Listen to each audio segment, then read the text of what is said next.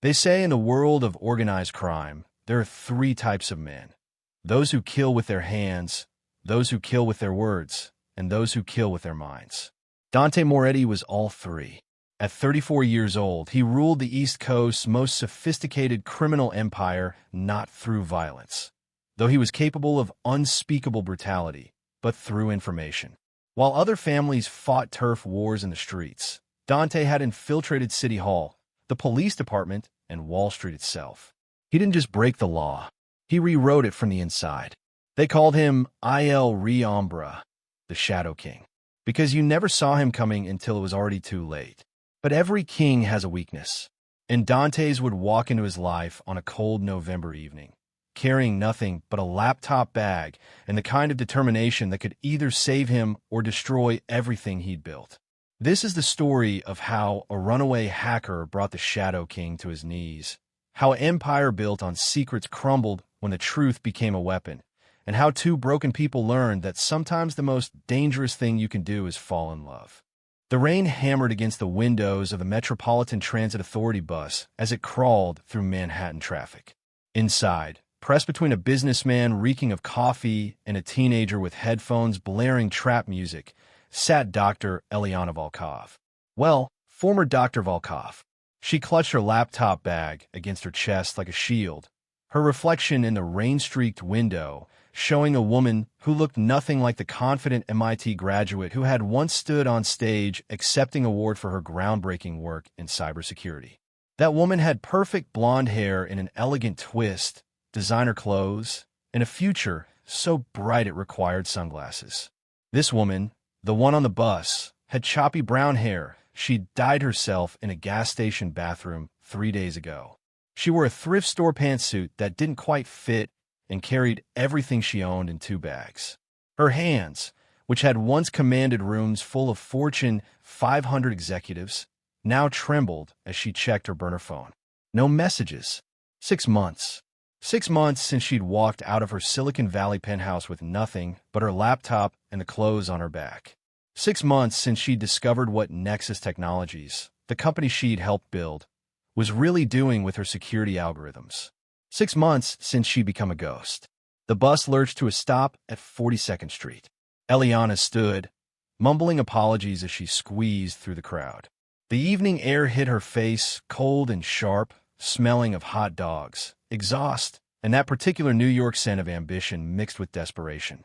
She checked the address on her phone one more time. Moretti Imports, Limited, 1147 West 38th Street, 14th floor. The job posting had been bizarre. No company description, no requirements listed, just a single line: cybersecurity specialist needed. Discretion required. Compensation commensurate with ability to keep secrets. Interviews tonight only, 7 to 11 p.m. It screamed red flags. But Eliana was 3 days away from being homeless, and the promised salary, if the posting was legitimate, would solve that problem. Besides, she was good at keeping secrets now. She kept the biggest one in Silicon Valley for 6 months.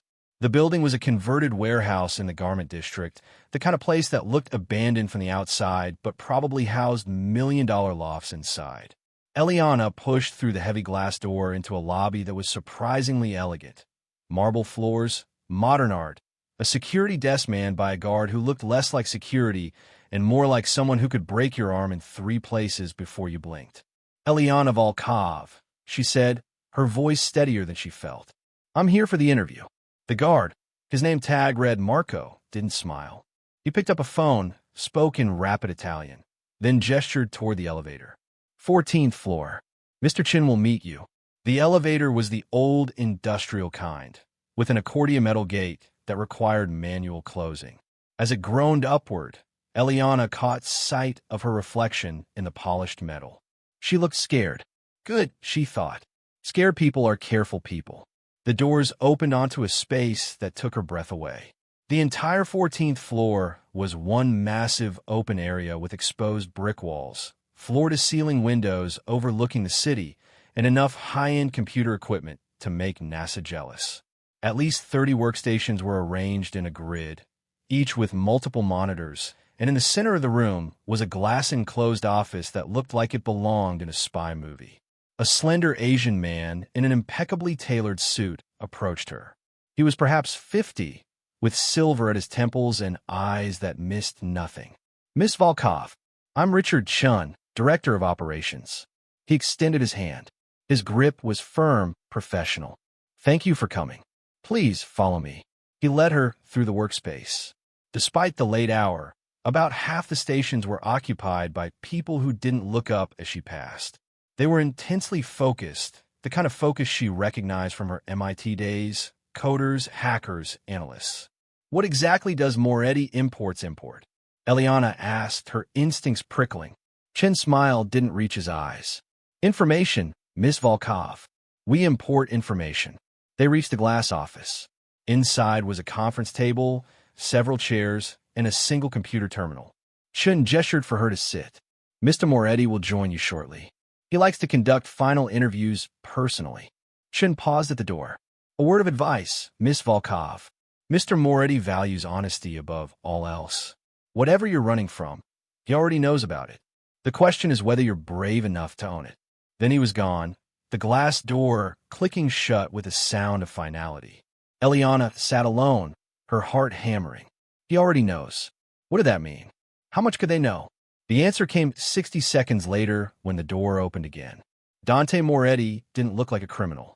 He looked like a professor, a devastatingly handsome professor who could lecture on Renaissance art while simultaneously calculating your net worth and plotting your downfall. He was tall, perhaps 6'2", with dark hair just starting to silver at the temples, olive skin, and eyes the color of aged whiskey. He wore a charcoal suit that probably cost more than Eliana's entire former wardrobe, and he moved with the kind of grace that suggested either dance training or combat training. Probably both. "Dr. Volkov," he said, his voice deep and cultured, with just a trace of an Italian accent. "Thank you for your patience." He sat across from her, placing a thin manila folder on the table between them. "I've read your CV," he continued. "MIT, double major in computer science and mathematics. PhD in cybersecurity at 23. Lead architect at Nexus Technologies, responsible for developing the Sentinel protocol. 3 patents, 2 industry awards, keynote speaker at DEF CON 2023. He paused. "And then, 6 months ago, you vanished." Eliana's mouth went dry. "I left the company. People change careers. People change careers by giving notice and collecting their stock options," Dante said, opening the folder. "They don't change careers by emptying their bank accounts, destroying their phones, and disappearing in the middle of the night." He slid a photograph across the table. It was her. 6 months ago, captured by what must have been a traffic camera, her face partially obscured by a hood, dragging a suitcase through the San Francisco airport at 3 a.m. "You discovered something," Dante said. "It wasn't a question. Something that scared you badly enough to walk away from a 7-figure salary and a future that was, by all accounts, brilliant." Eliana stared at the photograph. Every instinct screamed at her to run, but she'd been running for 6 months, and she was so tired. "Why do you care?" she asked quietly. Dante leaned back, studying her with those unsettling eyes. "Because I need someone with your particular expertise, and I need them to be highly motivated to stay hidden. You need money and protection. I can provide both. But first, I need to know, what did Nexus Technologies do with your Sentinel protocol?" The question hit her like a physical blow. He knew. Somehow, this man knew the secret that had cost her everything. "I can't," she started. "They weaponized it," Dante interrupted, his voice hard. "Your security algorithm, designed to protect financial institutions from cyberattacks, was repurposed by Nexus and sold to the highest bidder. Currently, it's being used by 3 different intelligence agencies and at least 2 foreign governments to conduct surveillance on their own citizens. Your creation is currently monitoring the communications of approximately 470 million people without their knowledge or consent." Eliana felt the room tilt. She'd suspected. She'd found fragments of code, seen the anomalies in the deployment patterns. But hearing it stated so baldly, with numbers attached, made her want to vomit. "How do you know this?" she whispered. "Because 6 weeks ago, someone used a derivative of your protocol, to hack into my organization's encrypted servers, Dante said. They stole financial records, contact lists, and operational details. Then they attempted to sell that information to my competitors and the FBI simultaneously. He pulled out another photograph. This one showed lines of code. Her code, but twisted, modified, turned into something she barely recognized. I lost 3 operations, 2 safe houses, and 5 years of careful relationship building. Dante continued, his voice cold. 14 people are currently in witness protection because of your algorithm, Dr. Volkov. So yes, I'm interested in what Nexus Technologies did. I'm very interested. Eliana's hands were shaking. I didn't know. I didn't know they would. I know you didn't, Dante said, and his voice softened fractionally. You walked away the moment you suspected. You chose integrity over wealth and safety. That's admirable. It's also precisely why I'm offering you a job. To do what? To help me dismantle Nexus Technologies from the inside out, Dante said. To take back your creation and ensure it can never be used this way again. And in the process, to rebuild my security infrastructure so that no one, not the FBI, not rival families, not foreign governments, can ever penetrate again. Eliana stared at him. You're asking me to commit multiple felonies. I'm asking you to correct a wrong, Dante countered. Nexus Technologies stole your work and turned it into a weapon. They're profiting from the erosion of privacy and human rights. Someone needs to stop them. He paused. And yes, I'm also asking you to help a criminal enterprise maintain its operations. I won't insult your intelligence by pretending otherwise. What kind of criminal enterprise? Dante smiled, but it didn't reach his eyes. The kind that doesn't lie to itself about what it is. I'm not a good man, Dr. Volkov. I facilitate the movement of money, information, and occasionally substances that the law frowns upon. I have blood on my hands, some of it deserved, some of it probably not. But I operate by a code. I don't traffic in human misery.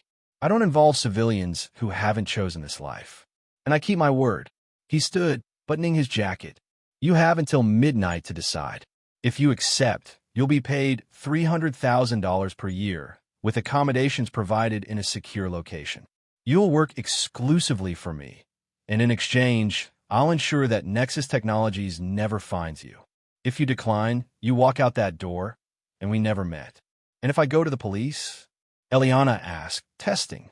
Then I'll be disappointed, Dante said. But you won't? Because you've already considered it, and you know what will happen. The FBI will thank you for your cooperation, open an investigation that goes nowhere, because Nexus has friends in very high places, and within 6 weeks, you'll die in a tragic accident. Possibly a mugging, possibly a gas leak, but very definitely dead. He walked to the door, then paused. Midnight, Dr. Volkov. Chim will provide you with a phone and an address if you choose to accept. If not, the elevator will take you back to the life you've been living, looking over your shoulder, waiting for the day Nexus finds you. Then he was gone. Eliana sat in the glass office, surrounded by millions of dollars of computer equipment, and realized she'd just been offered a deal with the devil. The terrifying part was that she was actually considering it. At 11:47 p.m., Eliana walked out of the conference room and found Richard Chun waiting at one of the workstations, his fingers flying across a keyboard. I accept, she said. Chun didn't look surprised. He reached into a drawer and pulled out a sleek smartphone and a keycard. The phone is encrypted. The number is known only to Mr. Moretti and myself.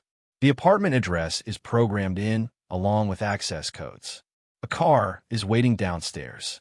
Your belongings from your current residence will be collected and delivered by morning.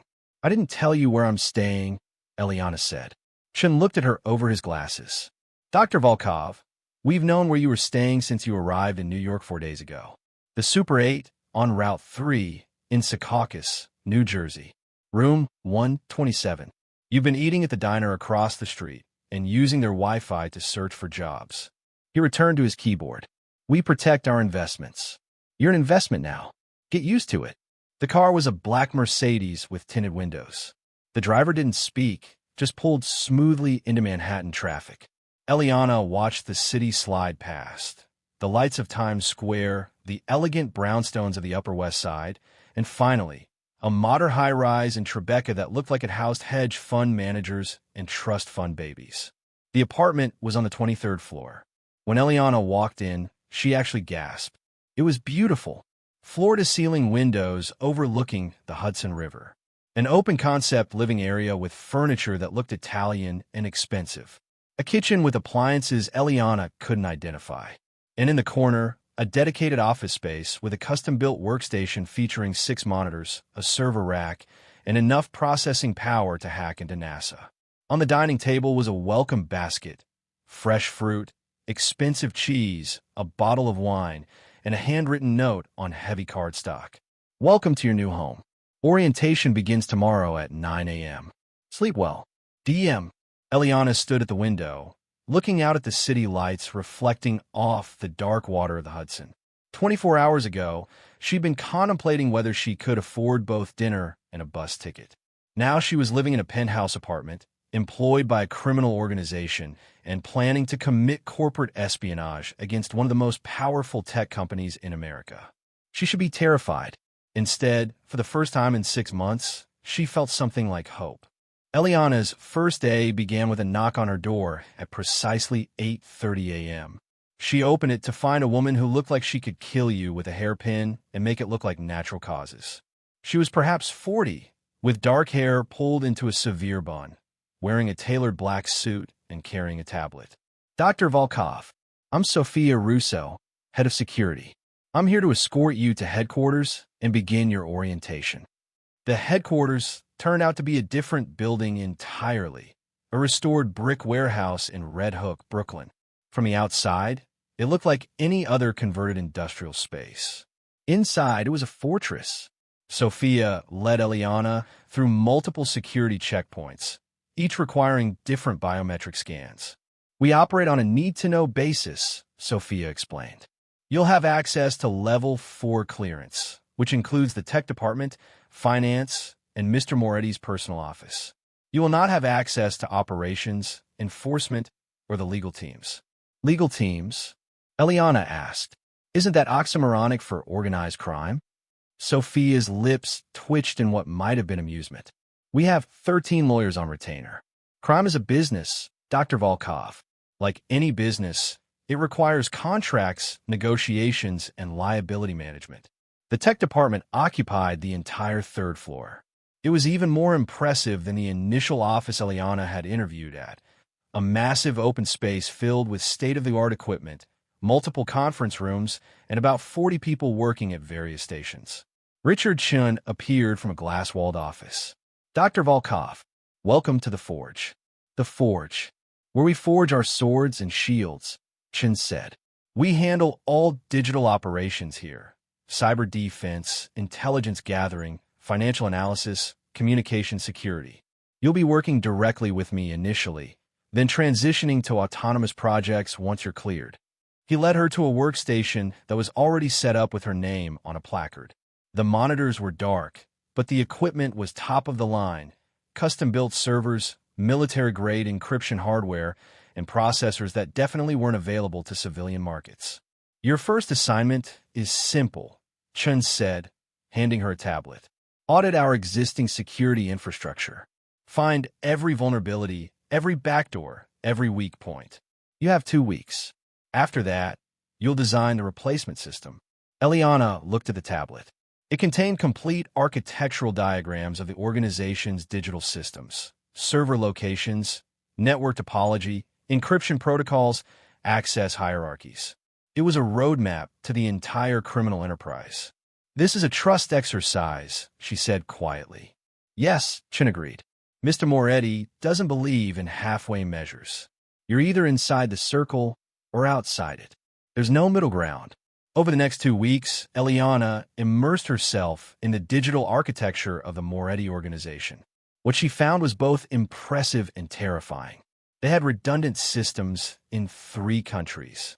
They used a custom blockchain for financial transactions that was virtually untraceable.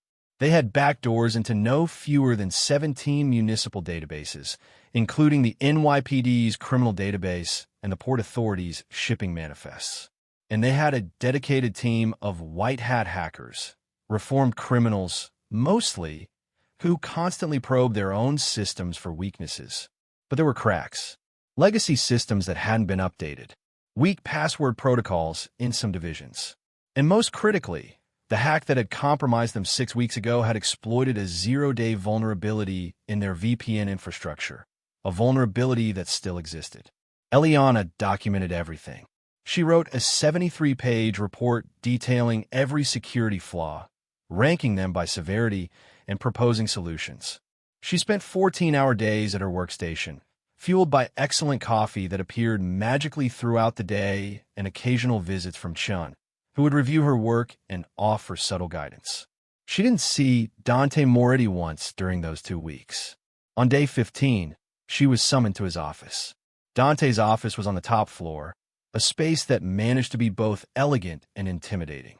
Dark wood, leather furniture, walls lined with books in multiple languages. One wall was entirely glass, overlooking the Brooklyn waterfront. Behind the desk hung a painting Eliana recognized, a reproduction of Caravaggio's The Taking of Christ, all dramatic shadows and betrayal. Dante was standing at the window when she entered, wearing a navy suit and speaking rapid Italian into a phone. He glanced at her, held up one finger, then concluded the conversation with what sounded like a threat delivered in the politest possible tone. Dr. Volkov. He gestured to the leather chair across from his desk. Chin tells me you've completed your audit. I have. Eliana handed him a USB drive. Full report, including remediation recommendations. The short version: whoever built your original infrastructure was brilliant, but they built it 5 years ago. Digital security evolves quickly. You're vulnerable in at least 12 critical areas. Dante plugged the drive into his computer, his eyes scanning the executive summary. His expression didn't change, but something flickered in his eyes. Respect, perhaps, or concern. The VPN vulnerability, he said. That's how they got in? Yes. It's a zero-day exploit in the OpenVPN protocol. The patch exists, but it requires complete system reconfiguration. Whoever hacked you knew exactly what they were looking for, which means they had inside knowledge. Dante finished. Either someone here leaked information, or someone at Nexus Technologies specifically targeted us. Given that the exploit uses a modified version of my Sentinel protocol, I'd say the latter, Eliana said. Nexus knows I went missing. If they've been tracking me, they might have identified my digital footprint leading to your organization. Dante was silent for a long moment, his fingers steepled under his chin. When he spoke, his voice was cold. How long to fix the vulnerabilities? 6 weeks for emergency patches. 3 months for a complete overhaul. 6 months if you want a system that's truly impenetrable. You have 4 months, Dante said. And Dr. Volkov, I need you to build something else. He pulled up a file on his computer and turned the screen toward her. It showed a complex organizational chart. Nexus Technologies' corporate structure, from the CEO down through dozens of divisions and subsidiaries. I want you to design a Trojan horse, Dante said quietly. Something elegant, undetectable, that can be inserted into Nexus's systems without triggering alarms. Once inside, it will give us complete access to their servers, communications, and most importantly, their client list. I want to know everyone who's using your Sentinel protocol and what they're using it for. Eliana stared at the screen. What he was asking for was incredibly illegal and incredibly dangerous. If caught, she'd face federal charges for cyber terrorism. But she also knew he was right. The only way to stop Nexus was to expose what they were doing. And the only way to expose them was to gather irrefutable evidence from their own systems. It'll take time, she said, and I'll need access to Nexus's external network architecture. Already acquired, Dante said, pulling up another file. We have a man inside their IT department. He can provide you with whatever technical specifications you need. You have a man inside Nexus? Eliana felt a chill. How long have you been planning this? Dante smiled, and this time it was genuine, a predator's smile. Since the moment they hacked me, Dr. Volkov. I'm a patient man, but I'm also a vengeful one. They made the mistake of thinking I was just another mob boss who could be intimidated. They're going to learn differently. He stood, walking to the window. The afternoon sun backlit him, turning him into a silhouette. In my world, there's a saying, Ci semina vento rapigli tempesta. He who sows the wind reaps the whirlwind. Nexus sowed the wind when they weaponized your creation and then dared to use it against me. Now they're going to reap the storm. Eliana found herself standing as well, drawn by something in his voice. Not just anger, but a kind of righteous fury that she recognized because she felt it too. Why are you really doing this? She asked. It's not just about the hack. You could have found another security expert, rebuilt your systems. Why specifically go after Nexus? Dante turned to face her, and for the first time, she saw something vulnerable in his expression. Because they represent everything I despise, he said quietly. I'm a criminal, Dr. Volkov. I don't pretend otherwise. But I operate in the shadows, and everyone who deals with me knows exactly what they're getting.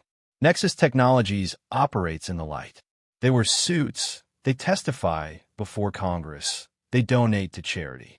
And behind that facade, they're doing things that make my operations look like petty theft. He moved closer, his presence overwhelming in the confined space. They took your brilliant creation, something designed to protect people, and turned it into a weapon of mass surveillance. They're profiting from fear and paranoia. They're enabling authoritarianism. And they're doing it all with a smile and a press release about keeping people safe. His voice had dropped to almost a whisper. At least when I break the law, I own it. So yes, I'm going to destroy them. And you're going to help me. Not because I'm paying you, but because you know it's right. Eliana realized she was standing inches from him, close enough to see the flecks of gold in his brown eyes, close enough to catch the scent of his cologne, something expensive and subtle, like cedar and bergamot. You're very good at manipulation, she said softly. I'm good at reading people, Dante corrected. And I read you the moment you walked into that interview. You're not running because you're a coward, Dr. Volkov. You're running because you're brave enough to know when you're outmatched. But you're also furious. You're angry that your creation was stolen and perverted. You want justice. Justice, Eliana repeated, from a Mafia boss. Sometimes the only people who can deliver justice are the ones willing to work outside the law, Dante said. The FBI won't touch Nexus. The SEC won't investigate. The media won't report it because Nexus owns pieces of most major networks. But I will touch them. I will investigate. And I will make them pay. He stepped back, breaking the spell. Go home, Dr. Volkov. Think about what I'm asking. Tomorrow, we begin the real work. The next 4 weeks blurred together in a haze of code, coffee, and increasingly complex moral calculations. Eliana worked 16-hour days, designing what would become her masterpiece, a malware package so sophisticated that it could bypass Nexus's formidable security and remain undetected indefinitely. She called it Artemis, the huntress, patient and deadly. Artemis worked in stages. First, it would arrive disguised as a routine software update from a trusted vendor, one of Nexus's many contractors. Once inside the system, it would remain dormant for 2 weeks, learning traffic patterns and normal system behavior. Then, slowly, it would begin establishing backdoors, creating redundant access points in case any were discovered. The true genius was in the exfiltration protocol. Rather than stealing data in massive chunks that might trigger alarms, Artemis would identify the most sensitive information and smuggle it out in tiny packets, disguised as normal outbound traffic. To any monitoring system, it would look like employees accessing legitimate external resources. It was elegant. It was undetectable. It was terrifying. Chun reviewed her work with an expression of professional admiration that bordered on awe.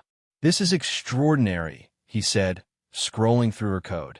Even knowing what to look for, I can barely identify the payload. How did you? Trade secret, Eliana said, though the truth was she'd used techniques she'd developed at MIT, combined with insights from her time at Nexus. She knew their security protocols intimately because she'd helped design them. She knew exactly where the blind spots were. When do we deploy? Chen asked. Not yet. I need to test it in a sandbox environment first. If there's even a 1% chance of detection, Nexus will lock down their entire system, and we'll never get another shot. We have 3 weeks before our window closes, Chun said. Nexus is scheduled to do a major system upgrade on December 1st. That's when Artemis needs to be inside, disguised as part of the legitimate update package. 3 weeks, 21 days to perfect something that could potentially bring down a billion-dollar corporation or land her in federal prison for the rest of her life. No pressure. Eliana was so deep in her work that she barely noticed the passage of time, the changing weather outside her window, or the fact that her carefully controlled life was beginning to blur with the dangerous world she'd entered. She started having lunch with other members of the tech team, reformed hackers and security experts who treated her like a celebrity once they realized she designed the Sentinel protocol. She learned their stories. Paolo, who'd done 5 years for credit card fraud before Dante, recruited him. Yuki, a former NSA analyst who'd walked away after whistleblowing on domestic surveillance programs. Marcus, a teenage prodigy who'd been facing 20 years for hacking into the Federal Reserve before Dante's lawyers got the charges dropped. They weren't monsters. They were just people who'd crossed lines, made choices, and found themselves in the gray area between legal and illegal, moral and immoral. Just like her. And then there was Dante. He started appearing in the tech department more frequently, always with a reason, reviewing a report, consulting with Chun, checking on project timelines. But Eliana noticed that he seemed to find reasons to stop at her workstation. He'd ask about her progress. He'd bring questions from other departments. Once, he'd simply placed a cappuccino on her desk, perfectly made, exactly the way she liked it, and walked away without a word. She told herself it meant nothing. He was just being a good employer, keeping tabs on a valuable asset. But sometimes she'd look up and catch him watching her with an expression she couldn't quite read. Something hungry and careful and almost tender. It was dangerous. She knew it was dangerous. But God help her, she found herself looking forward to those moments. December 1st arrived with the first snow of the season. Eliana stood at her apartment window at 5 a.m., unable to sleep, watching fat flakes drift past the streetlights. Today was deployment day. The plan was simple in concept, viciously complex in execution. Nexus Technologies was rolling out a mandatory security update across all systems at 8 a.m. Pacific time. Thanks to Dante's inside man, a network administrator named Trevor Singh who was deeply in debt to some very bad people. They had the update package 48 hours early. Eliana had spent those 48 hours injecting Artemis into the legitimate update, wrapping her malware in layers of authentication and encryption that would make it indistinguishable from the real thing. At 6 a.m., her phone buzzed. A text from Chun. Car downstairs. Showtime. The headquarters building was already buzzing with activity when she arrived. The tech team had assembled in the main operations room, a space usually reserved for what Eliana had learned to call kinetic operations, which was a euphemism for anything involving violence. Today, it was mission control for Cyberattack. Multiple screens displayed various metrics. Nexus's network traffic, news feeds monitoring for any sign of detection, backdoor connections ready to receive stolen data. Chun had assembled his best people, and they worked with the quiet intensity of surgeons. Dante was there too, standing in the center like a general observing a battlefield. He wore all black today, tactical gear instead of his usual suit. It made him look younger, more dangerous. Status, he said when Eliana entered. Package is ready, she reported. Trevor uploads it to Nexus's distribution server at 7:45 a.m. their time. The system auto-deploys at 8 a.m. Artemis activates 13 minutes later, which is how long the legitimate update takes to install. And if they detect it, they won't, Eliana said with more confidence than she felt. Not immediately. Artemis is designed to mimic normal system processes. Even if they're looking, they won't see it. And if they find Trevor, that was the bigger risk. If Nexus's security team discovered that their update had been compromised, they'd immediately investigate the distribution chain. Trevor would be the obvious suspect. Trevor knows the risks, Chin interjected. He's being compensated appropriately. And he has an exit strategy. Dante nodded, then turned to address the room. Listen up. Once Artemis is deployed, we're in a race against time. Nexus has some of the best security professionals in the world. Eventually, they'll notice the data exfiltration. When they do, they'll lock down everything and start hunting for the source. He looked directly at Eliana. How long until we have what we need? 72 hours minimum, Eliana said. That's how long it takes to identify and download the complete client list and usage logs. Anything less, and we might miss critical data. Then we give you 72 hours, Dante said. After that, we burn the bridge. Artemis self-destructs, Trevor disappears, and we analyze what we've collected. The next 3 hours passed in agonizing slow motion. Eliana watched the clock tick toward 7:45 a.m. Pacific, 10:45 a.m. Eastern. Her fingers drummed against her thigh, a nervous tick she couldn't suppress. At 10:44, Chen's phone buzzed. He glanced at the screen, then nodded to Dante. Trevor is uploading now. The room fell silent. On the main screen, they could see the progress bar creeping across Trevor's remote connection. 15%, 34%, 58%. Come on, Eliana whispered. Come on. 83%, 91%. The screen flickered. What was that? Dante's voice was sharp. Network congestion, Chun said, but his fingers were flying across his keyboard. Trevor's connection is being throttled. Someone's running network diagnostics. Eliana's heart stopped. They're scanning for anomalies. Trevor needs to abort. Too late, Chin said grimly. He's at 94%. If he stops now, the partial upload will trigger immediate investigation. He has to finish. 97%. 98%. The seconds stretched into eternity. 99%. Upload complete. The room exhaled collectively. On another screen, they could see Trevor's connection severing, his digital footprint vanishing as he executed his exit protocol. He's clear, Chun confirmed. Update is in Nexus's distribution queue, scheduled for deployment in. He checked his watch, 17 minutes. Dante placed a hand on Eliana's shoulder. She could feel the tension in his grip. Now we wait, he said quietly. At exactly 11 a.m. Eastern, Nexus Technologies deployed its security update across all systems. 17,000 workstations, 300 servers, and countless integrated devices began downloading and installing the package. And buried deep within that package, Artemis stirred to life. Eliana watched her creation work with a mixture of pride and horror. On her monitoring screens, she could see Artemis spreading through Nexus's network like a silent ghost. It moved carefully, deliberately, learning the architecture of its new home. First stage complete, she reported. Artemis is establishing root access. No alarms triggered. Data exfiltration? Dante asked. Not yet. Artemis needs to map the full network first, identify high-value targets. Give it another 6 hours. Those 6 hours felt like 6 years. The tech team worked in shifts, monitoring for any sign of detection. Eliana couldn't eat, couldn't rest.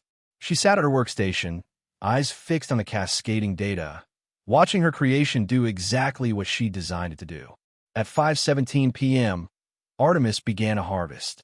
Files started flowing back through the encrypted channel Eliana had established. First a trickle, then a steady stream. Client contracts, deployment logs, internal memos, communication records, financial transactions, and names. So many names. My God, Paolo whispered, reading over Eliana's shoulder. They've deployed Sentinel to 37 different organizations. Government agencies, private corporations, foreign governments. There, Eliana pointed at a document that had just come through. That's the smoking gun. It was an internal memo from Nexus's CEO, dated 8 months ago. The subject line read, Sentinel Protocol, monetization strategy for surveillance applications. Dante leaned over her shoulder to read. His jaw tightened with each paragraph. The memo laid it out plainly. Nexus had deliberately modified Eliana's security protocol to include backdoor surveillance capabilities. They'd pitched it to intelligence agencies and authoritarian governments as enhanced threat detection. In reality, it was a mass surveillance tool that could monitor communications, track movements, and build comprehensive profiles on millions of people. And they've made hundreds of millions of dollars doing it. Download everything, Dante said, his voice ice cold. Every document, every email, every file that mentions Sentinel. I want a paper trail that leads straight to the boardroom. For the next 60 hours, Artemis worked tirelessly. The team operated in rotation, cataloging the stolen data, building a comprehensive picture of Nexus's operations. What they found was damning. Nexus had knowingly sold surveillance technology to governments with documented human rights abuses. They'd bribed officials to secure contracts worth over $400 million. They'd suppressed internal reports warning that Sentinel could be used for political persecution. And they'd actively hunted for Eliana after she disappeared, hiring private investigators and even offering rewards for information. They wanted you dead, Chen said bluntly, showing Eliana an email chain. They considered you a liability. There's a thread here discussing permanent solutions to the Volkov problem. Eliana felt sick. She'd suspected, but seeing it in writing, seeing her former colleagues casually discuss her elimination, made it horrifyingly real. Dante appeared beside her, gently taking the tablet from her trembling hands. "Breathe," he said quietly. "You're safe. They can't touch you here." "They were going to kill me," she whispered. "They were going to try," Dante corrected. "But they failed, and now we're going to destroy them." At the 70-hour mark, Artemis had collected over 14 terabytes of data. Eliana began the self-destruct sequence, carefully erasing every trace of the malware from Nexus's systems. Within minutes, it was as if Artemis had never existed. "Package complete," she announced. "Artemis is gone. They'll never know we were there." But Dante was staring at one of the monitors, his expression dark. "We have a problem." Chen pulled up the document Dante was reading. It was a Nexus security report dated that morning. Network Anomaly Investigation, Priority Alpha. Someone at Nexus had noticed something. Not Artemis specifically, but unusual data patterns. They were launching a full security audit. "How long before they trace it back to Trevor?"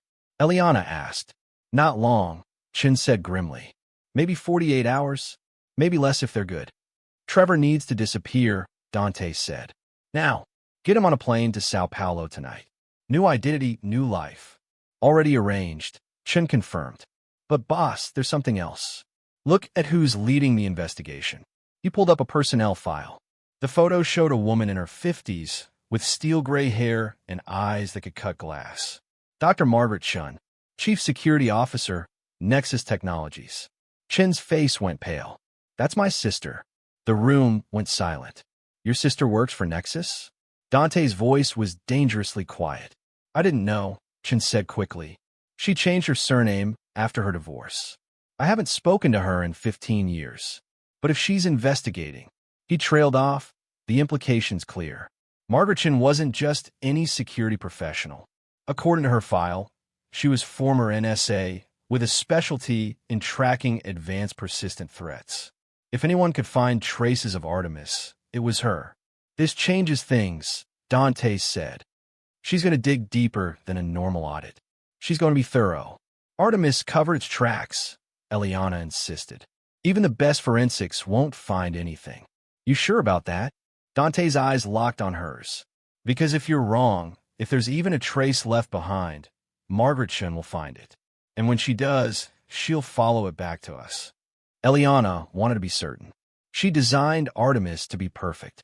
But perfection in security was a myth. There was always a flaw, always a footprint, always a mistake. "I'm 99% sure," she said honestly. "That 1% could get us all killed," Dante said. But then, surprisingly, he smiled. "But 99% is better odds than I usually work with." We proceed with the plan. The plan was elegant in its simplicity. Leak everything to the press. But not just any press. Dante had spent 3 days vetting journalists, looking for someone with the credibility to break the story, the courage to stand against Nexus's inevitable legal assault, and the integrity not to bury the evidence. They found her in Brooklyn. Vivian Park was an investigative journalist for ProPublica, with a Pulitzer nomination and a reputation for taking down powerful corporations. She'd exposed defense contractor fraud, pharmaceutical company bribery, and Wall Street corruption. She was fearless, thorough, and importantly, she'd already been investigating Nexus for the past 6 months. But approaching her required delicacy. Journalists didn't typically accept evidence from organized crime figures, which is why Dante decided Eliana would make the contact alone. Absolutely not. Eliana protested when he suggested it. I'm wanted by Nexus. The moment I surface, they'll come after me. Which is precisely why you're the perfect messenger, Dante said. They were in his office, late at night, the city lights twinkling below. Your story gives the documents context. You're not just a source. You're a victim, and you're the creator of the Sentinel Protocol. Your testimony makes this credible. It also makes me a target. You're already a target, Dante said gently. The question is whether you hide forever or whether you fight back. He poured 2 glasses of whiskey, handed her one. I know what I'm asking is dangerous, but Vivian Park can protect you in ways I can't. Once this story breaks, Nexus can't touch you without confirming everything we're alleging. You become too visible to eliminate quietly. Eliana sipped the whiskey, feeling the burn. And if she doesn't believe me, if she thinks this is some kind of setup, then you show her the evidence. Let the documents speak for themselves. But Eliana, Dante moved closer, his voice dropping. This is your choice. I'm not ordering you. If you want to stay hidden, we find another way. But if you want justice, real justice, not just revenge, this is how we get it. Eliana looked at him. In the dim light, his features were softer, more human. This wasn't the Shadow King issuing commands. This was a man asking someone he respected, cared for. Why do you care so much, she asked. About justice for me? Dante was quiet for a long moment. Then, because I understand what it's like to be betrayed by the people who were supposed to protect you. My father was a cop. Did you know that? Eliana shook her head. NYPD, 23 years. I worshipped him growing up. Thought he was a hero. Dante's voice was distant, remembering. Then I found out he was taking bribes from the Gambino family. When he got caught, he tried to frame his partner, a good man with 3 kids. My father destroyed that man's life to save himself. He turned to face her. I was 17. I had a choice. Believe in the system that protected my father, or accept that sometimes the law protects the guilty and punishes the innocent. I chose the second option, and I've spent my life operating outside the system because the system is broken. So you became a criminal to fight corruption? Eliana said, not quite hiding her skepticism. I became a criminal because I'm good at it, Dante said with a slight smile. But when I can choose my enemies, I choose people like Nexus. People who hide behind legitimacy while doing unconscionable things. That's not justice. That's corruption with better PR. He reached out, tucking a strand of hair behind her ear. The gesture was so gentle, so unexpected, that Eliana felt her breath catch.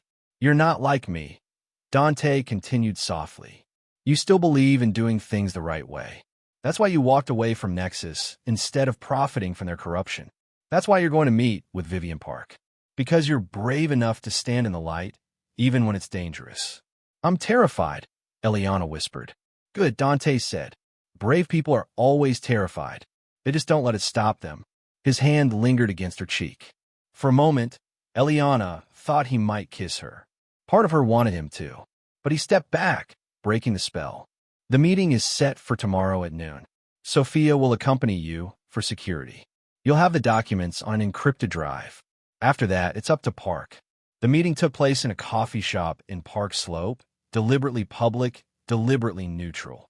Eliana arrived 15 minutes early, with Sophia watching from a table near the door, looking like a mother having coffee rather than a bodyguard scanning for threats. Vivian Park arrived exactly on time. She was younger than Eliana expected, maybe 35, with sharp eyes behind stylish glasses and a no-nonsense expression. Dr. Volkov, she said, sliding into the booth. Or should I call you Eliana? You've been difficult to track down. You've been looking for me? Since you disappeared from Nexus, yes. I've been investigating their government contracts, and your name kept appearing in technical documents. Then you vanished. Park pulled out a notebook. I assumed you were either dead or very smart. Glad to see it's the latter. Eliana pulled the encrypted drive from her bag, and slid it across the table. What's on there will prove everything you've suspected about Nexus and more. Client lists, deployment logs, internal communications. Evidence that they knowingly weaponized civilian security technology for mass surveillance. Park picked up the drive, but didn't pocket it. Where did you get this? I can't tell you that. Can't or won't. Both. Park studied her. I have to verify this. If it's legitimate, it's the story of the decade. If it's fabricated or obtained illegally in a way that taints the evidence, Nexus will bury me in lawsuits. It's legitimate, Eliana said. And yes, it was obtained through hacking. But the contents are real. Every document, every email, every contract. You can verify the metadata, check the digital signatures, compare it against public records. It's all real. Why bring this to me? Eliana took a breath. Because I created the Sentinel protocol. I designed it to protect financial institutions from cyberattacks. Nexus took my work and turned it into a surveillance weapon. They're profiting from the erosion of privacy and human rights. Someone needs to stop them, and I can't do it alone. She leaned forward, her voice intense. I've been running for 6 months, Ms. Park, living in cheap motels, looking over my shoulder, terrified that Nexus would find me. I found evidence on that drive that they were planning to kill me. They consider me a liability. So this is revenge. This is justice, Eliana corrected. Revenge would be destroying their servers, wiping their systems, causing financial damage.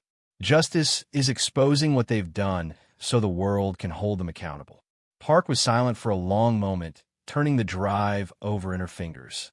If I run this story, you'll have to go on record. Anonymous sources only go so far. I need you to testify, to put your face and name behind these allegations. Eliana felt ice in her stomach. Going public meant giving up any chance of disappearing again. It meant becoming a target not just for Nexus, but for every government agency and organization exposed in those documents. But Dante was right. Hiding forever wasn't living. I'll do it, she said, but I need time to prepare. Give me 1 week before you publish. Deal, Park said, pocketing the drive. But Dr. Volkov, be careful. The people you're exposing don't play by rules. They'll come after you with everything they have. I know, Eliana said. That's why I'm not fighting them alone anymore. Vivian Park worked fast. Within 4 days, she'd verified the authenticity of the documents, cross-referenced them with her existing research, and built an airtight case against Nexus Technologies.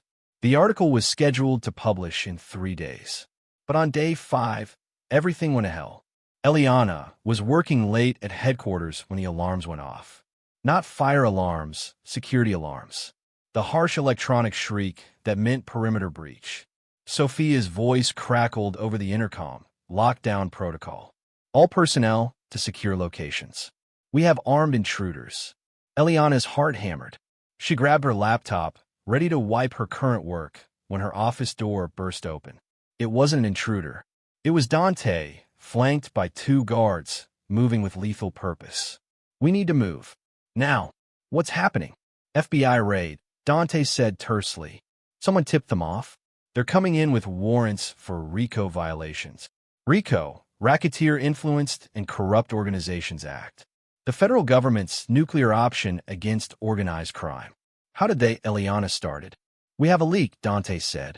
Someone inside told the FBI about our Nexus operation. They think we're extorting them. He grabbed her arm, pulling her toward a hidden door in the back of the office. There's a tunnel system under the building. It'll take you to a safe house in Red Hook. Go now. What about you? I'm staying. I have lawyers en route, and most of our operations are compartmentalized. The FBI will find equipment, but nothing they can directly tie to specific crimes. His eyes locked on hers. But you, if they find you here with all that knowledge about Nexus, they'll either arrest you or turn you over to Nexus's lawyers. Either way, you're exposed. Gunfire erupted somewhere below. Not FBI. They wouldn't shoot. Someone else was here.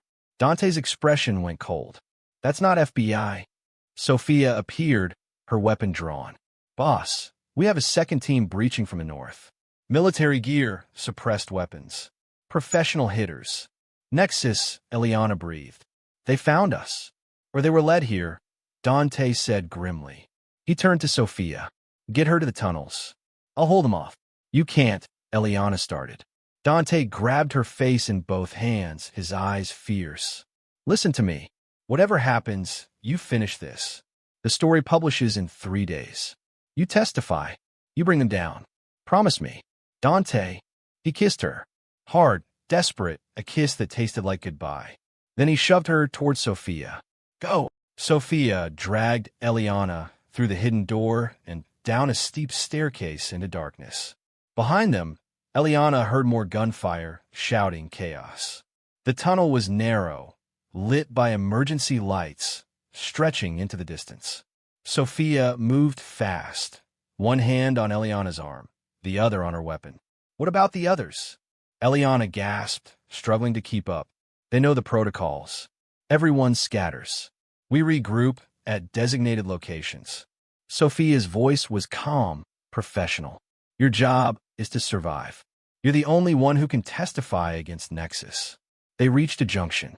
Sophia pulled out her phone, checking a map. The lights went out. Complete darkness, so absolute Eliana couldn't see her own hand. Sophia? Don't move, Sophia whispered. They cut the power. They're in the tunnels. Eliana heard it then. Footsteps. Multiple sets, moving with military precision, searching.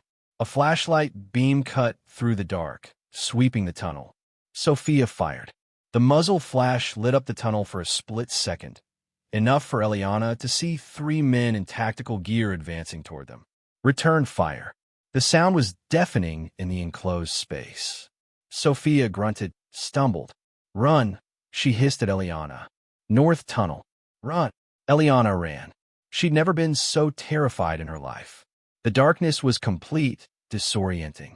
She kept one hand on the wall, moving as fast as she dared, hearing shouts and gunfire behind her. Her foot hit something, a step up. She stumbled, went down hard, her laptop bag flying.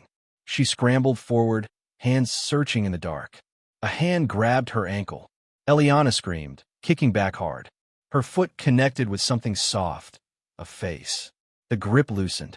She crawled forward, found a doorway, pulled herself through. Light. Blessed light. She was in a storage room, lit by a single bulb.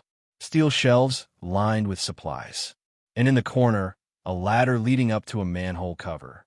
She could hear her pursuer behind her, closer now. Eliana climbed. Her hands shook so badly, she could barely grip the rungs. She reached the manhole cover, pushed up with all her strength. It didn't budge. Locked from above. The door behind her burst open.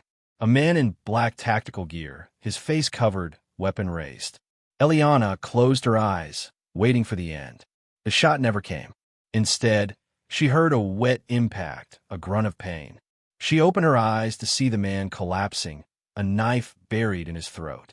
Behind him stood Richard Chun, breathing hard, blood streaking his face. Dr. Volkov, he said calmly. That manhole is sealed. There's another exit through the electrical room. Follow me. They emerged 20 minutes later in an abandoned warehouse 2 blocks away. Chun had taken her through a maze of tunnels, avoiding the firefight, using routes that only he and Dante knew existed. Outside, the night air was cold and clean. Sirens wailed in the distance. Chun pulled out a phone, made a quick call in Mandarin. Car will be here in 3 minutes, he said. I'm taking you to the journalist. What about Dante? Eliana demanded. What about the others? Dante is alive, Chun said. Sophia is wounded but stable. We lost 2 people, Marco and Yuki. The FBI has the building surrounded, but most of our people got out through the tunnels. And the men who attacked us? Mercenaries. Hired by someone at Nexus, we think. They weren't trying to arrest anyone. They were eliminating witnesses. He looked at her seriously. You're the primary target, Dr. Volkov. You have knowledge they can't allow to go public. Until that article publishes, you're in extreme danger. A black SUV pulled up. Chun opened the door, gestured for her to get in. Vivian Park has agreed to hide you until publication. After the story breaks, you'll have protection. Public scrutiny is the best security. But for the next 72 hours, You need to disappear completely. Eliana got in the car. As it pulled away, she looked back at Chun standing in the shadows. Tell Dante, she started. I'll tell him you're safe, Chun said. That's all he needs to know. Vivian Park's safe house was a cabin in the Catskills, 2 hours from Manhattan. It was small, isolated, and about as far from Eliana's tech-enabled life as possible. No Wi-Fi, no cell service, just a landline and a wood-burning stove. My grandfather's hunting cabin, Vivian explained, showing Eliana around. Nobody knows about it except family. You'll be safe here. For how long? 48 hours. The article publishes online tomorrow at 6 a.m. Hits print the day after. Once it's out, you're protected by publicity. Until then, you're the only person who can stop this story from breaking. Vivian handed her a satellite phone. This connects directly to me and my editor. Don't call anyone else. Don't try to reach your mob friends. Phones can be traced. After Vivian left, Eliana sat by the window, watching the sun set through the bare trees. She kept replaying those last moments with Dante. The kiss. The look in his eyes. Whatever happens, you finish this. She'd promised. The next morning, she woke to the satellite phone buzzing. Vivian's voice was jubilant. We're live. The story just published. Dr. Volkov, you need to see this. Vivian sent screenshots via encrypted messaging. The headline blazed across ProPublica's website. Surveillance for sale. How Nexus Technologies weaponized civilian security software to enable mass spying. By Vivian Park, with testimony from Dr. Eliana Volkov, Sentinel Protocol creator. The article was devastating. Vivian had woven Eliana's testimony together with the leaked documents, creating an airtight case. Client lists naming specific government agencies. Financial records showing bribes. Internal communications discussing the acceptable collateral damage of enabling authoritarian surveillance. And photos. Vivian had somehow obtained photos of Eliana from her MIT days, contrasting the bright, optimistic graduate student with the haunted woman who'd gone into hiding. The story went viral instantly. Within 2 hours, it was trending on every social media platform. Major news outlets picked it up. Tech industry leaders began issuing statements. Civil liberties organizations called for congressional investigations. By noon, Nexus Technologies stock had dropped 37%. By evening, the FBI had announced a formal investigation into the company's government contracts. And by midnight, the first arrest warrant had been issued. Not for Eliana, but for Nexus's CEO, Marcus Blackwell. Eliana watched it all unfold on the cabin's small TV, barely able to believe it was real. The thing she'd been terrified of for 6 months, exposure, had become her greatest weapon. She was no longer prey.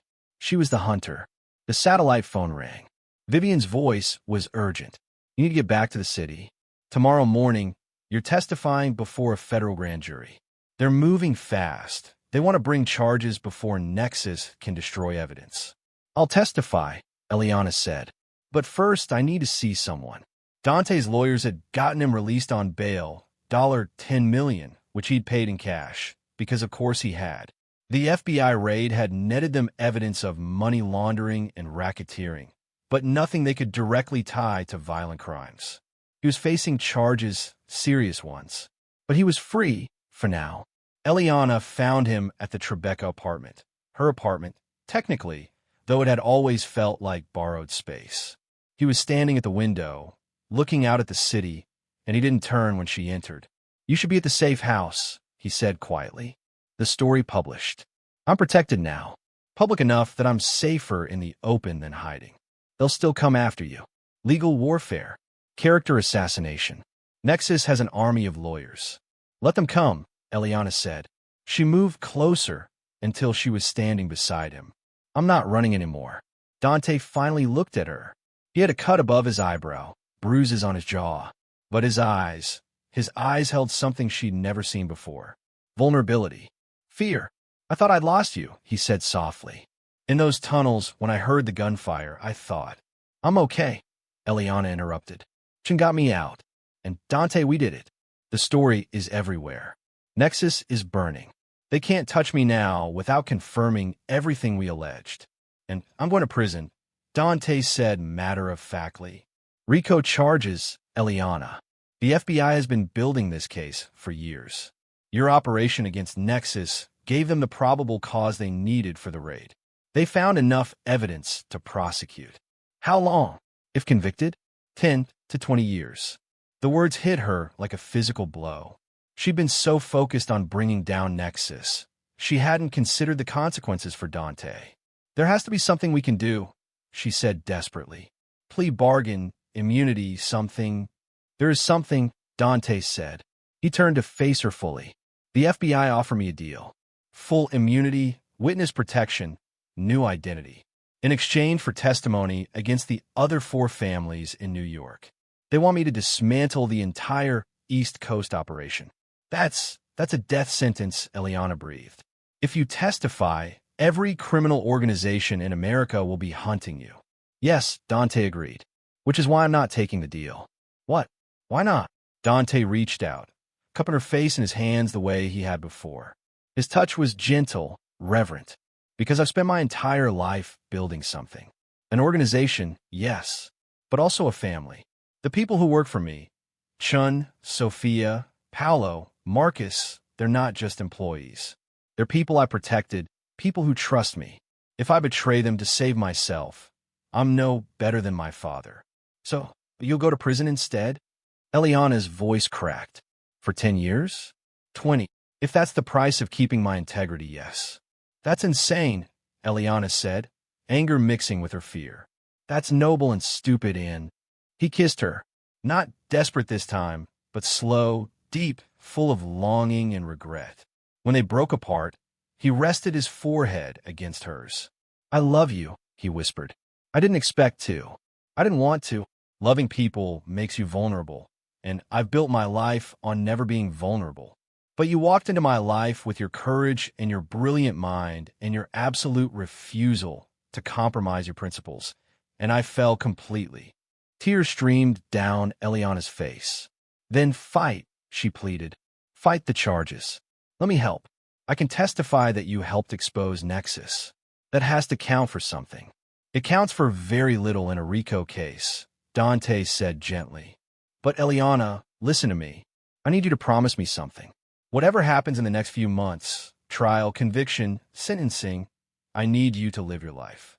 Go back to your career. Publish papers. Teach. Do all the things you would have done if Nexus had never corrupted your work. I don't want to do those things without you, Eliana said. You have to, Dante insisted. Because one of us needs to walk in the light. One of us needs to prove that doing the right thing, even when it's hard, even when it costs everything, is worth it. He pulled away, and Eliana felt the loss like cold water. Tomorrow, you testify before the grand jury. You tell them everything about Nexus. You help them build an unshakable case. And then you walk away from this world, my world. You go back to being Dr. Eliana Volkov, the woman who stood up to corruption and won. And what about us? Eliana asked, her voice breaking. Dante smiled, sad and beautiful. There is no us, Eliana. There's a brilliant woman who deserves a future and a criminal who's going to prison. That's not a love story. That's a tragedy. I don't accept that, Eliana said fiercely. I didn't survive Nexus, didn't survive being hunted, didn't risk everything to expose the truth, just to lose you now. If you're going to prison, then I'll wait. I'll visit. All right. You'll forget me, Dante said firmly. Because that's what I'm asking you to do. Not because I don't love you, but because I do.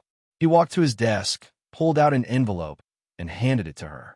Inside is a key to a safety deposit box.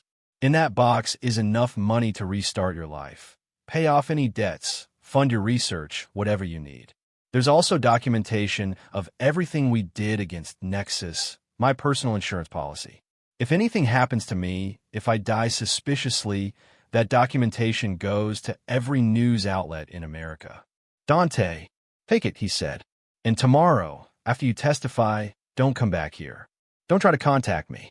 Let me give you this one gift, a clean break, a chance at a normal life. Eliana clutched the envelope, her vision blurred with tears. I won't forget you, she said. No matter how long it takes, no matter what happens, I won't forget this. Then remember me as someone who did one good thing, Dante said softly.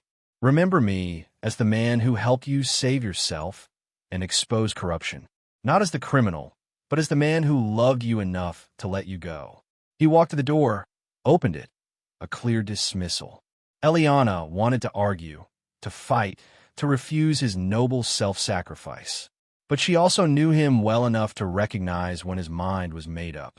So she walked to the door, paused, and looked back one last time. You're wrong about one thing, she said. This is a love story. Just not the kind that ends happily ever after. It's the kind that changes people, that makes them better, that matters even when it hurts. Then let it matter, Dante said. And let me go. Eliana walked out of the apartment and didn't look back. The federal courthouse in Manhattan was under siege by media.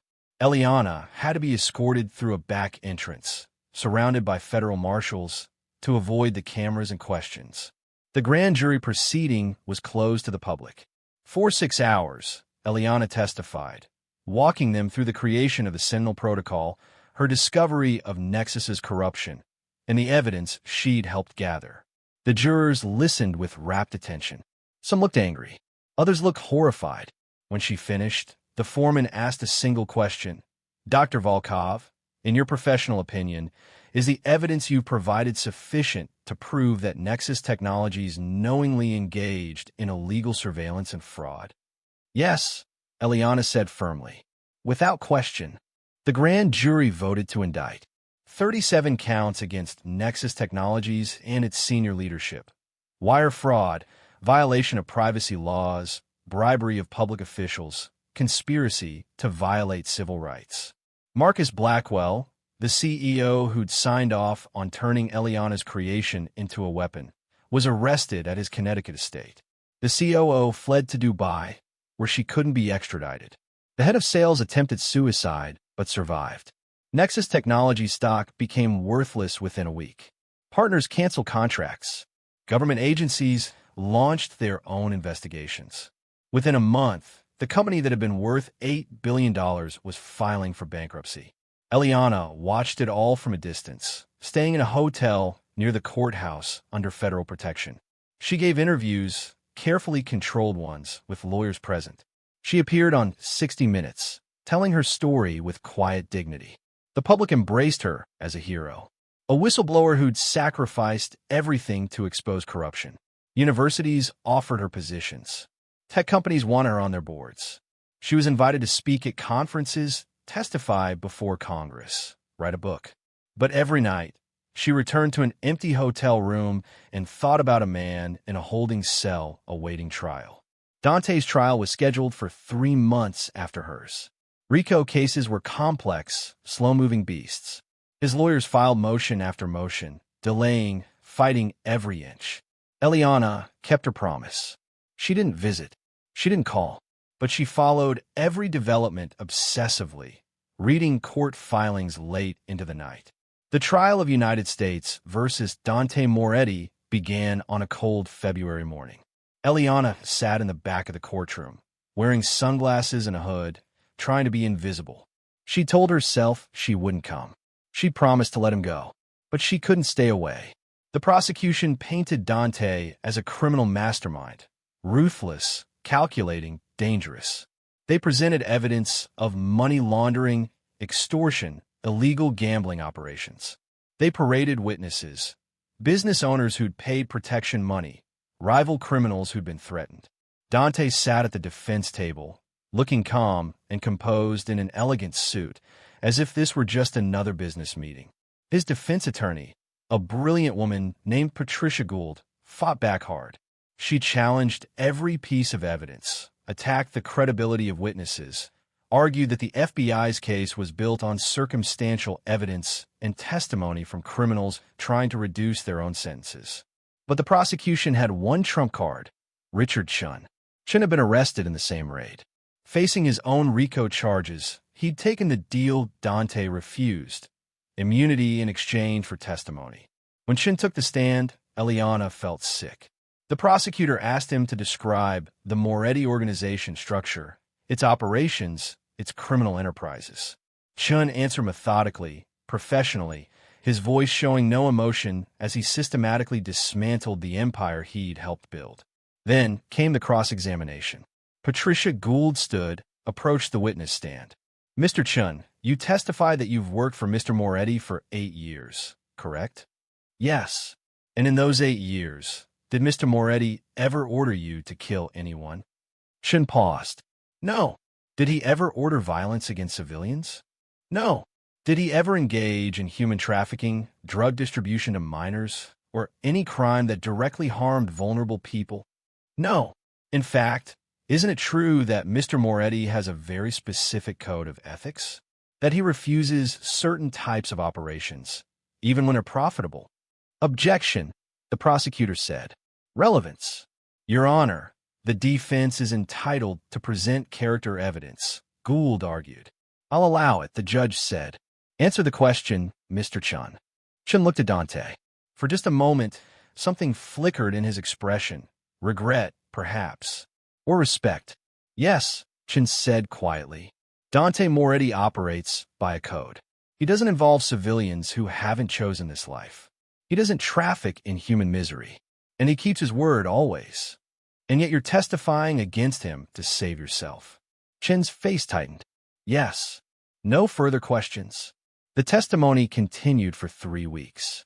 The jury heard from dozens of witnesses, saw hundreds of documents. The evidence was overwhelming. Dante was guilty of multiple felonies, no question. But Gould had been building towards something. On the final day of defense testimony, she called a surprise witness. The defense calls Dr. Eliana Volkov. The courtroom erupted. The prosecutor objected vehemently. The judge called a sidebar. Eliana sat frozen in her seat. She hadn't been subpoenaed. She could refuse. But Gould caught her eye and mouthed one word. Please. Eliana stood and walked to the witness stand. After being sworn in, Gould approached gently. Dr. Volkov, you're familiar with the defendant, correct? Yes. I worked for his organization briefly. And why did you work for him? Because I was in danger. Nexus Technologies was hunting me. Mr. Moretti offered protection in exchange for my cybersecurity expertise. Did he force you to work for him? No. He gave me a choice. And during your time in his organization, did you ever witness him engage in violence or criminal activity? Eliana thought carefully. She was under oath. I witnessed the operations of a criminal organization, yes. But Mr. Moretti, personally? No. I never saw him hurt anyone. I saw him protect his people. I saw him operate with integrity by his own code. Integrity? Gould pressed. That's an interesting word to use for a man on trial for racketeering. He helped me expose Nexus Technologies, Eliana said, her voice strengthening. He risked his freedom, risked his organization, to help bring down a corrupt corporation that was enabling mass surveillance. He could have ignored it. He could have profited from it.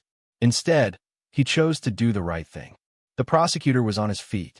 Your Honor, this is irrelevant. It goes to character, Gould argued. The defense is allowed. I'll allow it, the judge said. Continue, Ms. Gould. Dr. Volkov, one final question. If Mr. Moretti hadn't helped you, what would have happened? Eliana looked at Dante. He was watching her with an expression she couldn't read. I'd probably be dead, she said quietly. Nexus was planning to kill me. I had evidence of that in their communications. Mr. Moretti saved my life, helped me expose the truth, and asked for nothing in return except that I live well. Whatever else he's done, whatever crimes he's committed, he did one unquestionably good thing. He helped me save myself. Thank you, Dr. Volkov. No further questions. The jury deliberated for 4 days. When they returned, the verdict was mixed. Guilty on the financial crimes, money laundering, tax evasion, illegal gambling operations. Not guilty on the more serious charges, conspiracy to commit murder, racketeering with violent elements. It was a partial victory, but it was still a conviction. Sentencing was set for 2 weeks later. Eliana was there for the sentencing, sitting in the same back row. The prosecutor asked for the maximum, 20 years. Patricia Gould argued for leniency, pointing to Dante's cooperation in exposing Nexus, his lack of violent criminal history, his code of ethics. Then the judge asked if the defendant wished to make a statement. Dante stood. "Your Honor, I won't insult this court by claiming innocence. I broke the law. I knew I was breaking the law. I made those choices deliberately." He paused. "But I want to address something the prosecution said. They call me a predator who preys on the vulnerable. That's not accurate. I've spent my career operating in the gray areas, between legal and illegal, between right and wrong. I've broken laws I considered unjust. I've facilitated activities I believed were victimless. And yes, I've profited from those activities. But I've never trafficked in human misery. I've never harmed children. I've never destroyed innocent lives. I operate by a code. And while that code may not align with the law, it's the code I've lived by." He glanced back, his eyes finding Eliana in the crowd. "Recently, I helped expose a corporation that was enabling mass surveillance and violating human rights on a scale far beyond anything I've ever done. I did that because it was right, even knowing it might contribute to my own prosecution. I don't regret that choice. Some things matter more than freedom."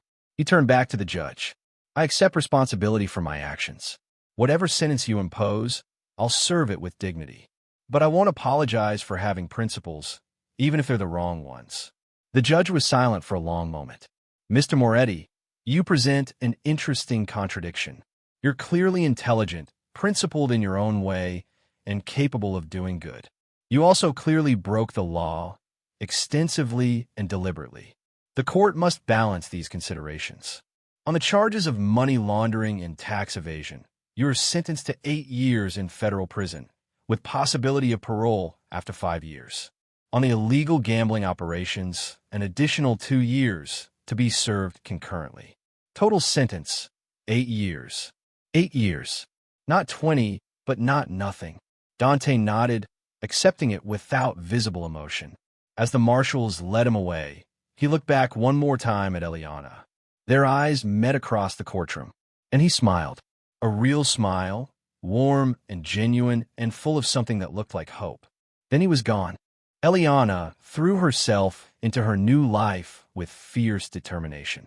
She accepted a position at MIT as an associate professor in cybersecurity. She published papers on ethical technology development. She consulted for civil liberties organizations, helping them understand surveillance technologies. She became a voice for privacy rights, testifying before Congress, speaking at conferences worldwide. The tech industry both revered and feared her. She was brilliant, but she had no patience for corporations that prioritized profit over ethics. She was successful, respected, influential. She was also lonely. Dating felt impossible. How could she explain to a normal person that she'd fallen in love with a mob boss while helping him commit corporate espionage? That she'd been hunted by mercenaries and testified against one of the most powerful tech companies in America? So she didn't date. She worked. She published. She taught brilliant students who reminded her of herself at their age. And every month, she wrote a letter. Federal prisons didn't allow direct correspondence with inmates unless you were approved family or legal counsel.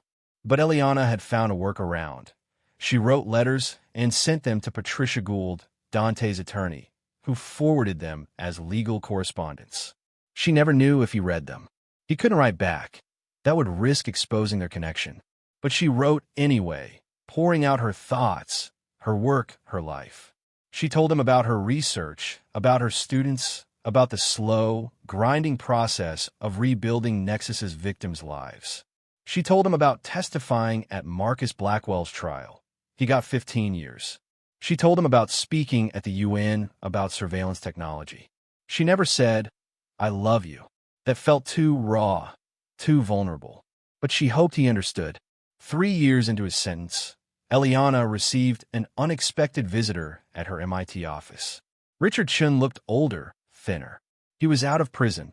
His immunity deal had held, though Eliana knew he'd spent 6 months in witness protection before disappearing.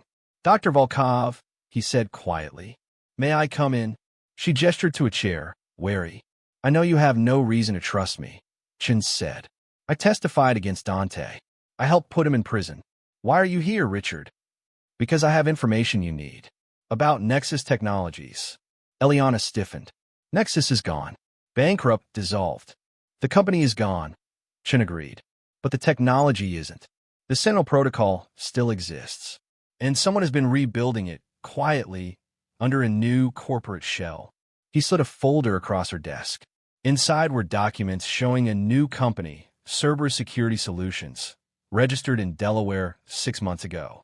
The principals were unnamed, but the technical specifications for their flagship product were identical to the Sentinel Protocol. Someone took the source code before Nexus collapsed, Chin said. They're rebuilding the surveillance network, selling it to the same clients. They're just being more careful this time. Eliana felt cold. Ooh, that's what I can't determine. But Dr. Volkov, they're using your work again. And this time, they know you're watching. They've been careful to hide their tracks. Why tell me? Why not go to the FBI? Chin smiled bitterly. Because I'm a felon who betrayed my boss to save myself. The FBI wouldn't believe me. But you? You're Dr. Eliana Volkov, the woman who brought down Nexus. People listen to you. He stood to leave, paused at the door. Dante asked me once why I testified against him. I told him it was to save myself, which was true. But the whole truth is more complicated. I testified because I believed the organization had become too big, too dangerous. I thought prison might save him from himself. You destroyed him to save him? Eliana said incredulously. I destroyed what he built, Chin corrected. The man is still there, in federal prison, reading your letters and being impossibly noble about it all. Patricia forwards them, by the way. He reads everyone. He looked at her seriously. He's eligible for parole in 2 years. If his record is clean, if he shows remorse, he might get out early. But Dr. Volkov, if this new Nexus situation explodes while he's still inside, if there's any connection drawn between Cerberus and our previous operations, his parole will be denied. He'll serve the full 8 years. Are you asking me to investigate Cerberus? I'm telling you that someone is using your creation to harm people, again. What you do with that information is your choice. But I thought you should know. After Chin left, Eliana stared at the folder for a long time. She'd built a good life, a clean life, a life Dante had sacrificed his freedom to give her. But someone was weaponizing her work. Again, she picked up her phone and made a call. Vivian? It's Eliana. I need your help with something. Investigating Cerberus Security Solutions was like fighting smoke. Every lead dissolved. Every connection was buried under layers of shell companies and offshore accounts. But Eliana was smarter now, more experienced. And she had help. Vivian Park brought her investigative journalism skills. Patricia Gould navigated the legal complexities. And surprisingly, Sophia Russo, Dante's former head of security, now running a legitimate private investigation firm, provided tactical support. Together, they began to unravel the mystery.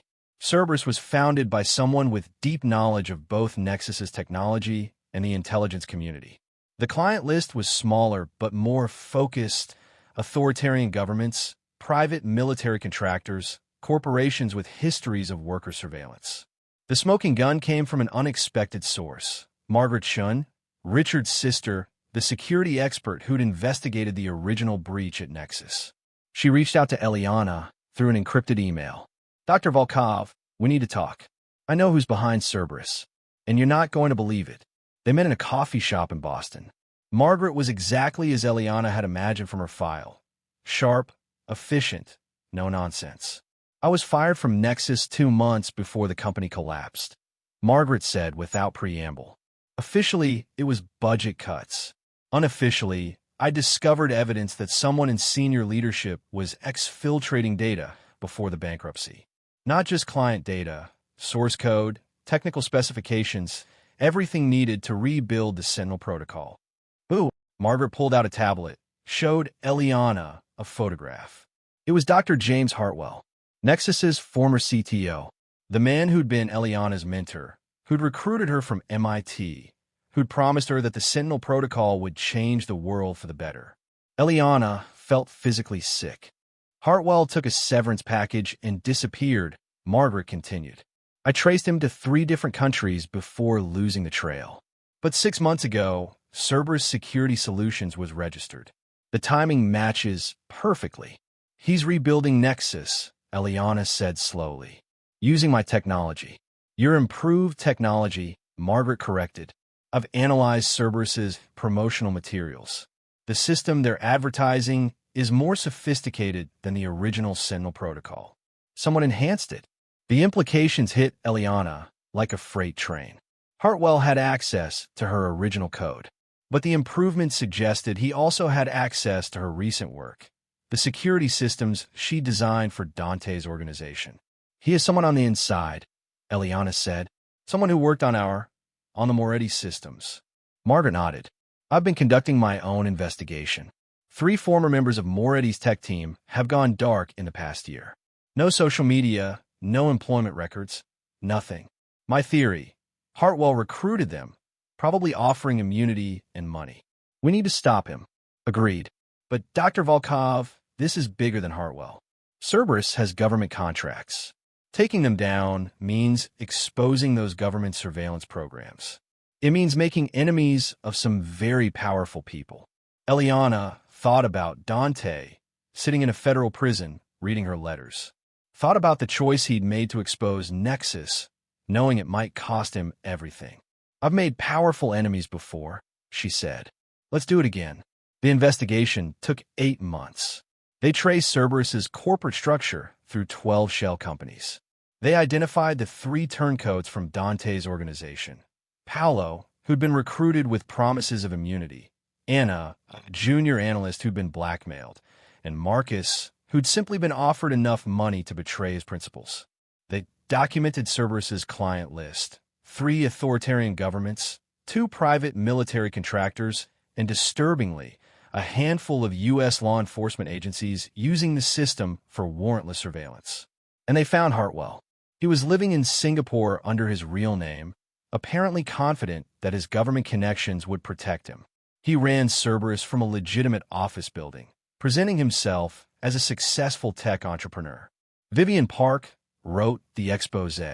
It was even more devastating than the original Nexus article, because this time they had Hartwell on video, secretly recorded by an undercover journalist, bragging about the system's capabilities. We can track anyone, anywhere, Hartwell said on the recording. Their communications, their movements, their associations. The Sentinel protocol was brilliant, but it had limitations. The new version? There are no limitations. The article published on a Tuesday morning. By Tuesday afternoon, Hartwell was in custody, arrested by Singaporean authorities on U.S. warrant. By Wednesday, 3 U.S. law enforcement agencies were under investigation for illegal surveillance. By Friday, Cerberus Security Solutions had its assets frozen and its operations shut down worldwide. And on Saturday, Eliana received a call from Patricia Gould. You need to come to Danbury Federal Prison, Patricia said. There's a parole hearing on Monday. Dante's parole hearing. And the board is considering early release. Eliana had never visited Dante in prison. She'd honored his request to stay away, to build her own life. But now, sitting in the visitor's waiting room at Danbury Federal Correctional Institution, she was terrified. What if he was different? What if 5 years in prison had changed him, hardened him, destroyed whatever connection they'd had? What if he didn't want to see her? Her name was called. She was led through security, metal detectors, pat-downs, the dehumanizing process of entering a prison. The visiting room was institutional and depressing. Plastic tables, vending machines, guards watching from the corners. And then he was there. Dante looked thinner, with more gray at his temples. He wore prison khakis that somehow still looked dignified on him. But his eyes were the same. Intense, intelligent, seeing right through her. They sat across from each other, separated by a table, but feeling like miles. You came, Dante said finally. Patricia said you were up for parole. I didn't ask her to tell you. I know. Silence. I read your letters, Dante said quietly. Everyone, you've done extraordinary things, Eliana. MIT, the UN testimony, the privacy advocacy work. You've become exactly who you were meant to be. I took down Cerberus, Eliana said. Your former employees were selling our security designs to Hartwell. I'm sorry, Don't apologize, Dante interrupted. You stopped another threat. That's what you do. You see something wrong, and you fix it regardless of the cost. I learned that from you. Dante smiled. No, that was always you. I just gave you the resources to do what you already wanted to do. The parole board meets Monday, Eliana said. Patricia thinks you have a good chance. You've been a model prisoner, completed educational programs, no disciplinary issues. And if I'm released? Dante asked. What then? I'm a convicted felon, Eliana. I can't vote, can't hold certain jobs, can't leave the country. I'm not the man you knew. You're exactly the man I knew, Eliana said fiercely. You're the man who helped me expose corruption, even though it cost you your freedom. You're the man who operates by a code, even when that code hurts you. You're the man I... She stopped, unable to say it. Dante reached across the table, took her hand. The touch sent electricity through her. I told you to forget me, he said softly. To live your life. Why didn't you? Because you were wrong, Eliana said. This is a love story. Maybe not a conventional one. Maybe not easy, but it's real. And I'm not walking away from it just because it's complicated. Time's up, a guard called. They stood in a regular visiting room. They couldn't embrace, couldn't kiss. Just this moment, hands touching across a table. Monday, Dante said. The parole hearing. Patricia will call you with a decision. I'll be waiting, Eliana promised. Monday felt eternal. Eliana taught her morning class on autopilot. She sat in her office, unable to focus on research, checking her phone every 30 seconds. At 3:47 p.m., Patricia called. He's out, she said simply. Parole approved. 5 years supervised release. Can't leave Massachusetts. Required to maintain employment, standard conditions. But he's free, Eliana. They're processing his release now. Eliana closed her eyes, feeling tears stream down her face. When? Tomorrow morning. 8 a.m. release. Where? He asked to be released to a halfway house in Cambridge. He wants to stay close to, well, he didn't say, but I suspect he has his reasons. Cambridge, where Eliana lived. Patricia, can you give him a message? Of course. Tell him I'll be waiting outside. Tell him, her voice cracked. Tell him welcome home. The next morning, Eliana stood outside Danbury Federal Correctional Institution at 7:30 a.m., clutching a coffee she was too nervous to drink. At 8:15, the doors opened. Dante emerged wearing the same clothes he'd been arrested in 5 years ago, a suit that Patricia had kept for him, slightly outdated but still elegant. He carried a small bag with his possessions. He scanned the parking lot, and his eyes found hers. For a moment, they just looked at each other across the distance. Then Eliana started walking, then running. She crashed into him, and he caught her, holding her like she was the most precious thing in the world. You waited, he said, his voice rough with emotion. I told you I would. He pulled back just enough to look at her face, his hand cupping her cheek. I have nothing, Eliana. No money, no power, no organization. I'm a convicted felon, starting over from zero. I can offer you nothing but myself. That's all I ever wanted, Eliana said. And then he kissed her. Not desperate, not goodbye, but a beginning. A promise. When they finally broke apart, Dante laughed. A real, genuine laugh that Eliana had never heard before. So what now, he asked. I need to report to the halfway house, find a job, rebuild my life from scratch. Not exactly a romantic prospect. Actually, Eliana said, pulling out a folder from her bag. I might have something for you. MIT is launching a new program on ethical technology and criminal justice reform. They need someone with real-world experience to help design the curriculum. Someone who understands both technology and the consequences of breaking the law. She handed him the folder. It's a consulting position. Pays decently. Fits your parole requirements. And it's something good, helping people understand how technology can be used for justice instead of oppression. Dante looked at the folder, then at her. You set this up. I made some calls. You still have to interview, still have to earn it. But yes, I may have suggested you'd be perfect for the role. Why? Because you were right, back in your office all those years ago. Someone needs to walk in the light and prove that doing the right thing matters. But that doesn't have to be just me. We can do it together. Dante pulled her close again, resting his forehead against hers. I don't deserve you. Probably not, Eliana agreed. But you're stuck with me anyway. They stood there in the prison parking lot, two broken people who'd found each other in the darkness and were choosing, against all odds, to walk toward the light. It wasn't a fairy tale ending. There would be challenges, parole restrictions, judgmental people, Dante's criminal record haunting them both. Building a life together wouldn't be easy, but they'd faced down corrupt corporations, survived assassination attempts, and brought down criminal empires. Compared to that, building a normal life together would be simple. Come on, Eliana said, taking his hand. Let's go home. Home, Dante repeated, like he was tasting the word for the first time.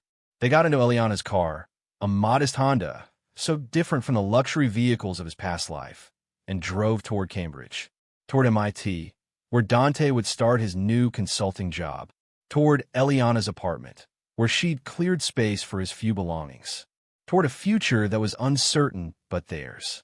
As they crossed into Massachusetts, Dante looked at Eliana and smiled. You know what the funny thing is? He said. I spent my whole life building an empire, accumulating power, making sure I was untouchable. And I lost all of it. But I gained something I never had before. What's that? Freedom, Dante said simply. Real freedom.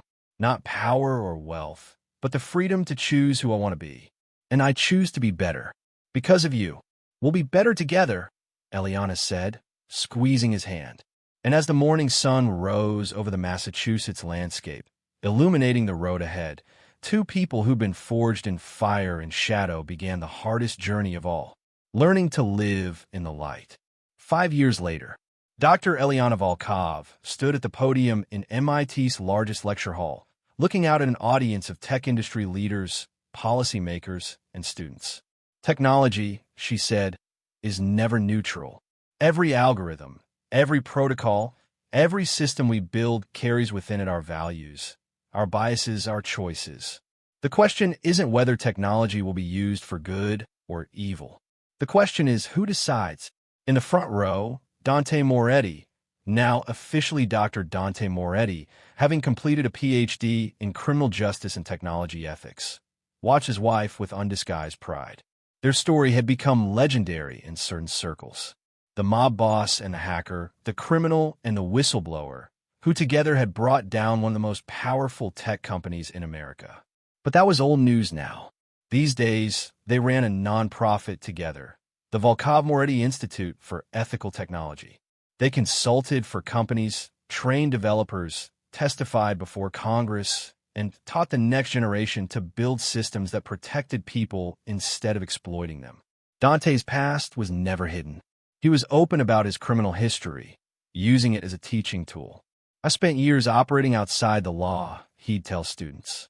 And I learned that just because something is legal doesn't make it right. And just because something is illegal doesn't make it wrong. Your job as technologists is to think critically about the systems you build and who they serve. After the lecture, as students swarmed Eliana with questions, Dante slipped out to the hallway. His phone rang. Richard Chun. Dante, Chun said. I have a situation. There's a new player in the surveillance technology market. They're using AI to predict criminal behavior before it happens, selling it to police departments nationwide. It's Minority Report, but real. Dante sighed. Send me the details. I'll have Eliana look at it. Already did. But Dante? This one's big. Taking them down will make the Nexus fight look easy. Then I guess we'd better get started, Dante said, because some battles never really end. There's always another corrupt corporation, another abuse of power, another technology being weaponized against the vulnerable. But now, Dante had something he'd never had before. A partner, a purpose, and a life worth living. Eliana emerged from the lecture hall, saw him on the phone, raised an eyebrow. He mouthed, Chun.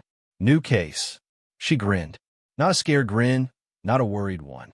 An excited one. They'd been through hell together. They'd lost everything and rebuilt from scratch. They'd proven that even people from the darkest places could find redemption. And now, they were going to do it again. Because that's what love stories are really about. Not perfect people finding each other, but broken people choosing each other day after day, fight after fight, choosing to be better together than they ever could be apart. Dante ended the call, took Eliana's hand. "Ready for another war?" he asked. "With you," Eliana said. "Always." And together, the hacker and the reformed criminal walked into the sunlight, ready to fight the next battle in the endless war for justice. Not because they were heroes, but because they'd learned the hard way that sometimes the only people who can fix broken systems are the ones who've been broken by them. The end. Like and subscribe for more.